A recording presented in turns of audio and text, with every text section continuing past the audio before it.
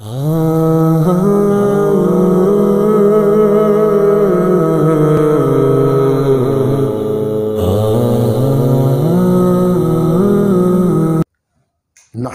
व नुसल्ली व नुसल्लिमु अला रसूलिहिल करीम अम्मा बाद फ़अऊज़ु बिल्लाहि मिनश शैतानिर रजीम बिस्मिल्लाहिर रहमानिर रहीम।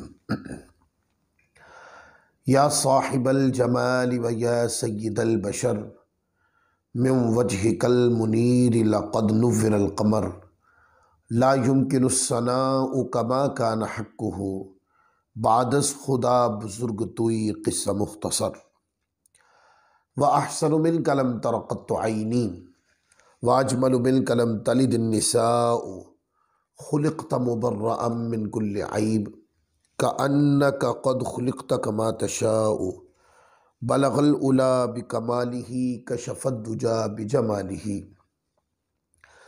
हसुनत जमीउ ख़िसालिही सल्लु अलैहि व आलिही अल्लाहुम्मा सल्लि व सल्लिम व बारिक अला सय्यिदिना व मौलाना मुहम्मद व बारिक व सल्लिम व सल्लु अलैहि।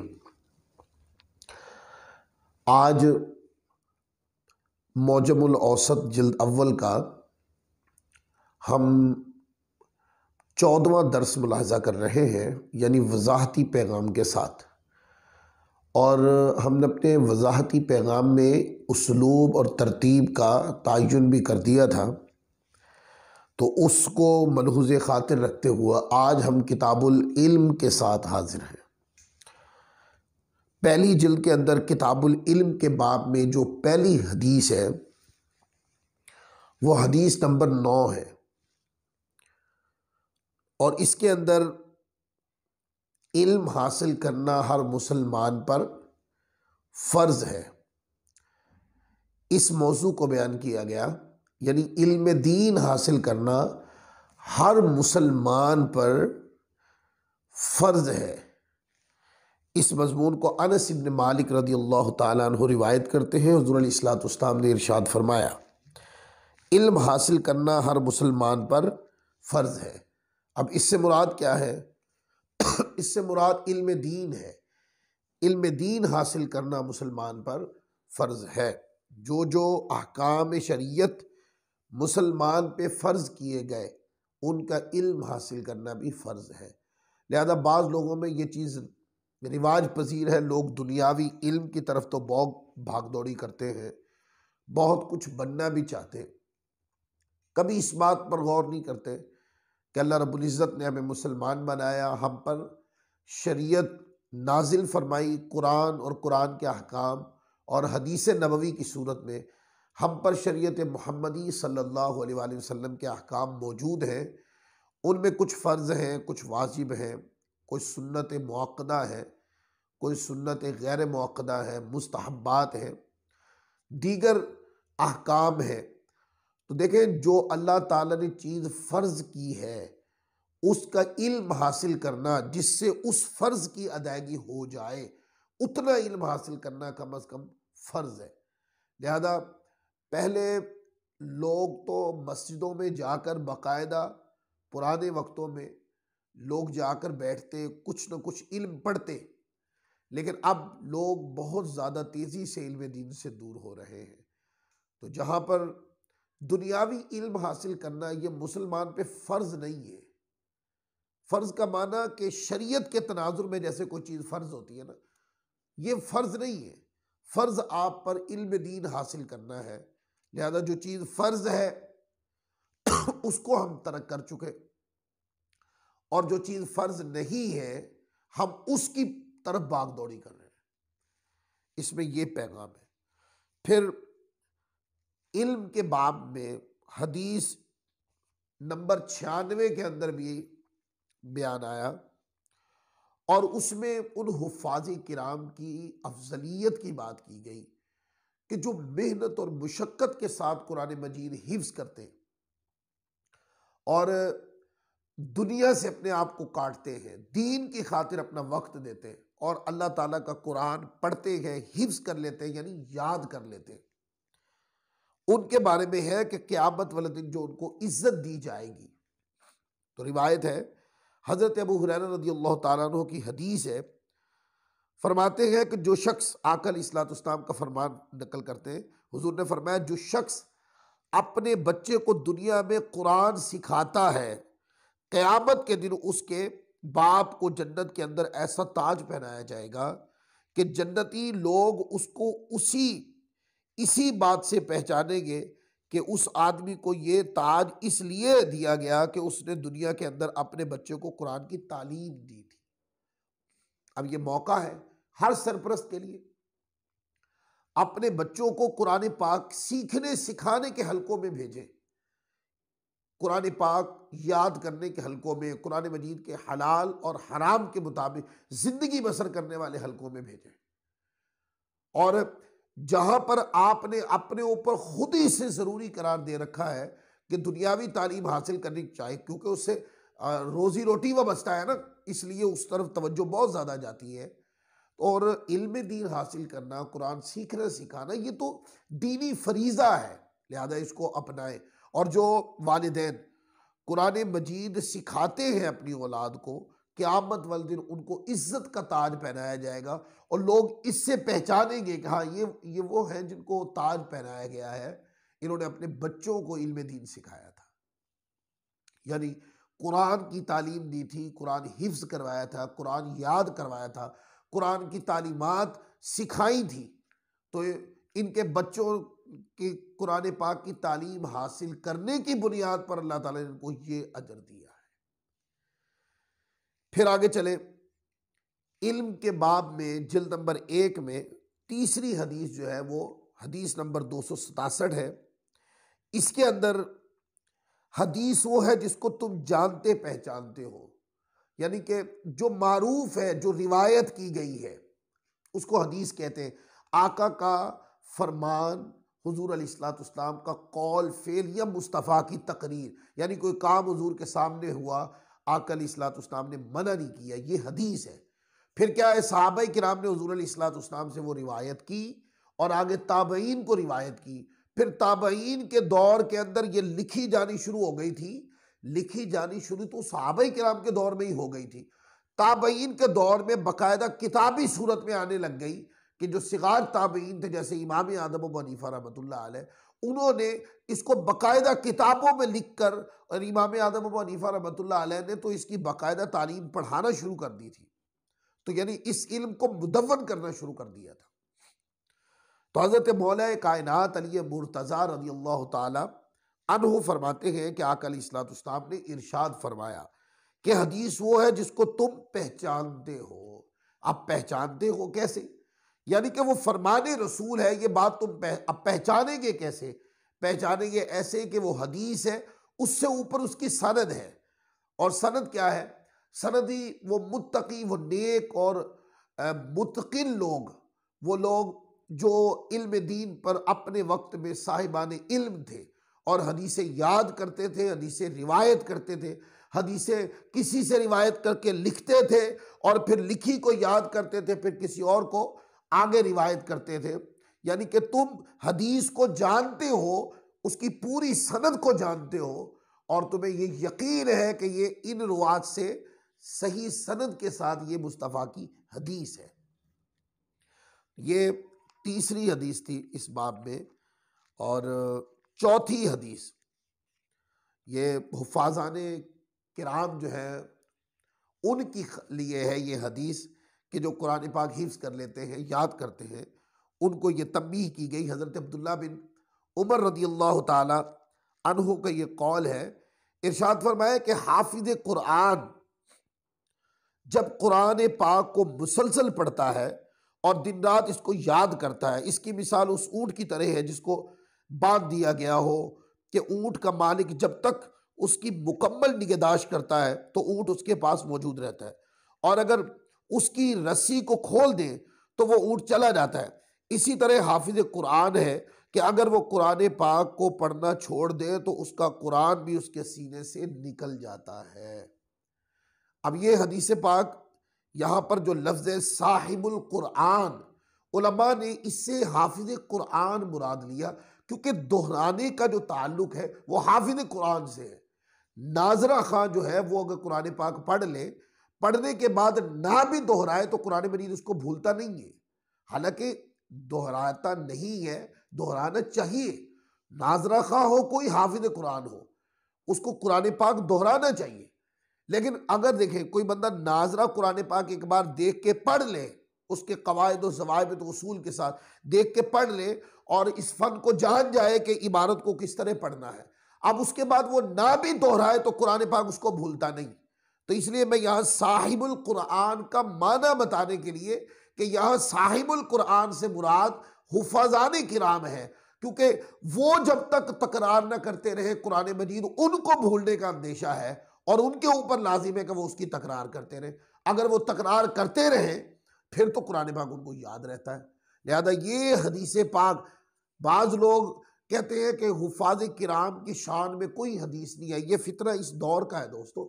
ऐसे लोग आपको मिलेंगे कि हुफ़ाज़ किराम के बारे में कोई हदीस नहीं आई, वो तो साहिबुल कुरान है और वो तो आम लफ्ज़ है, वो तो हाफिज़ कुरान और आम लोगों के लिए, सबके लिए है, और हाफिज़ कुरान को रद्द करते हैं और कहते हैं कि हिफ्ज़ कुरान करना तो ज़रूरी भी नहीं है। अब इस तरह भी इल्म दीन पे हमला होना शुरू हो गया है। तो यहाँ पर मैंने साहिबुल कुरान का माना उलमा की किताबें उठा के पढ़े, जो हाफिज़ कुरान किया है वो इसलिए कि करीना दोहराने का मौजूद है साथ। जो दोहराने की शर्त याद रखने में ये हाफिज़ कुरान के लिए होती है, नाज़रतुल कुरान के लिए ये शर्त नहीं होती। वो एक ही बार कवायद और ज़वाबित और उसूल के साथ कुरान मजीद को पढ़ ले तो उसके बाद उसको समझ आ जाती है कि कुरान मजीद को किस अंदाज में पढ़ना है, तो फिर वो पढ़ते रहते हैं। आगे देखें इसमें कि जो हाफिज़ कुरान दोहराते रहते हैं कुरान पाक उनको पुख्ता रहता है। वो उस ऊंट की मानिंद है जिसके मालिक ने उसको रस्सी के साथ बांध दिया।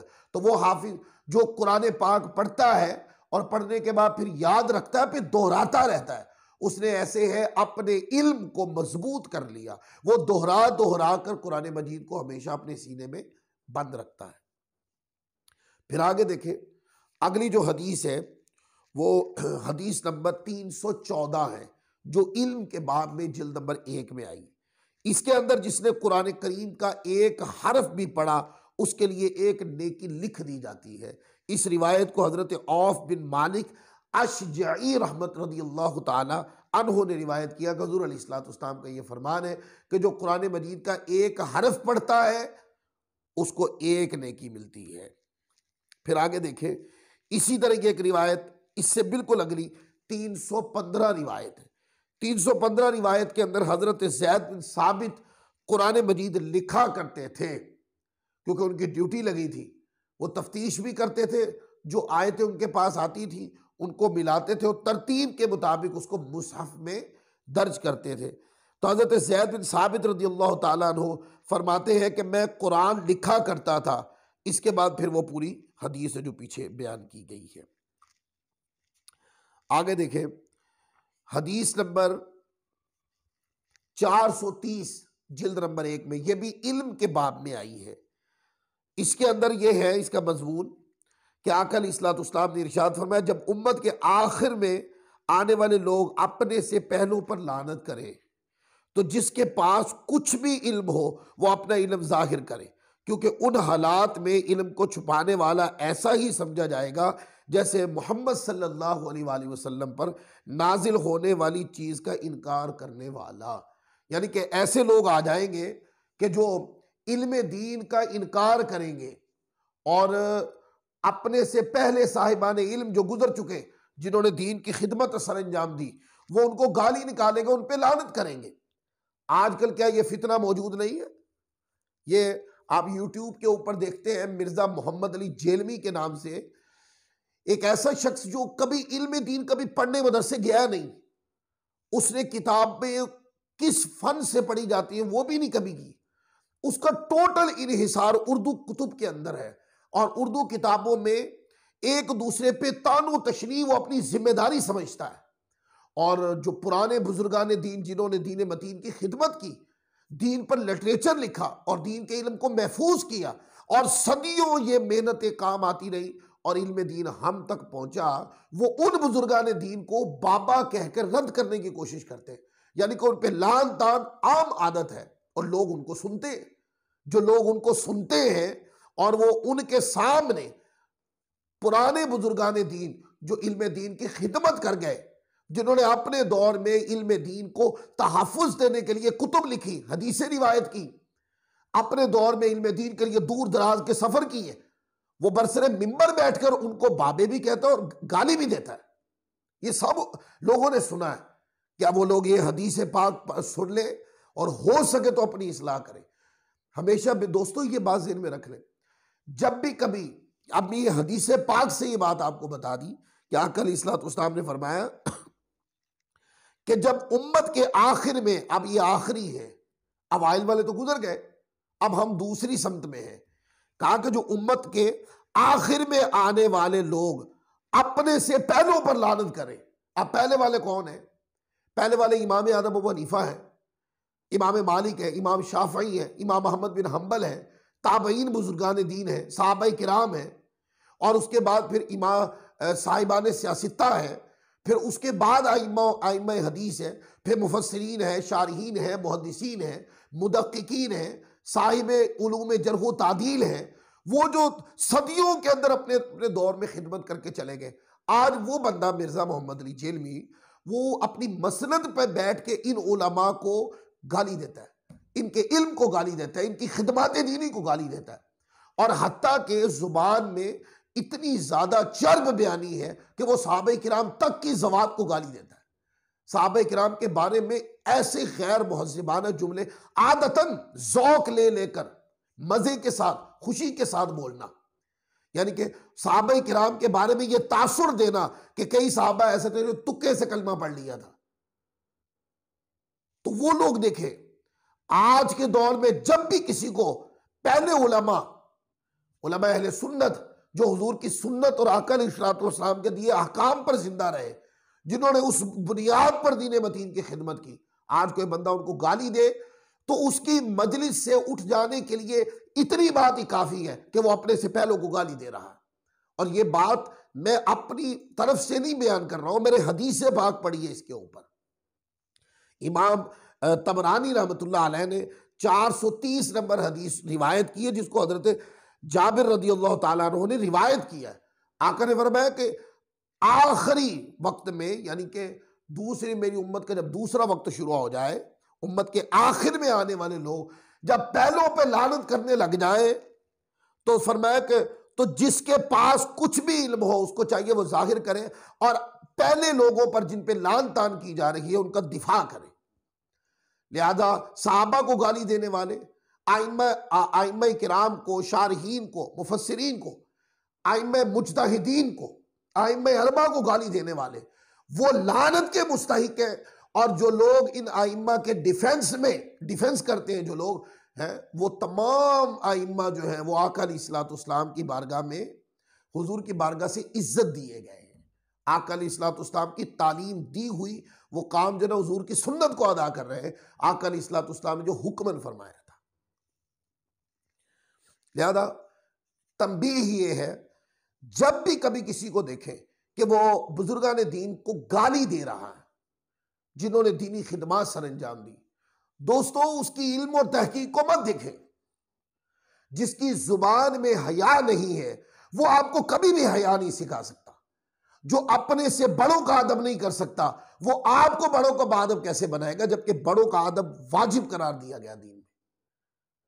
जिसकी गुफ्तगू में चर्ब बयानी तो हो, जिसकी गुफ्तगू में दूसरे की इज्जत पे नोका चाकी करना तो हो, दूसरे की इज्जत को बर्बाद करना तो हो, पर कभी इल्म की तत्बीक कर कर आपको तज़कियत नफ्स की जगह पर नहीं पहुंचाएगा, आपके दिल को साफ नहीं करेगा, आपके दिल में मोहब्बत दीन ही नहीं डालेगा। जो लोग इल्म दीन बयान करते हुए अपने से पहले बुजुर्गान दीन को गालियां निकालते हैं, दोस्तों वो कभी भी दीन का एहतराम आपके दिल में नहीं डाल सकेंगे। आका की हदीस बयान करते हुए रफ कलिमात, बाजारी कलिमात बोलना, ऐसे महसूस होता है जैसे कोई आलिम नहीं, कोई बाजारी बंदा बात कर रहा हो। मिर्जा मोहम्मद अली जेलमी का अंदाज और लबो लहजा ये है।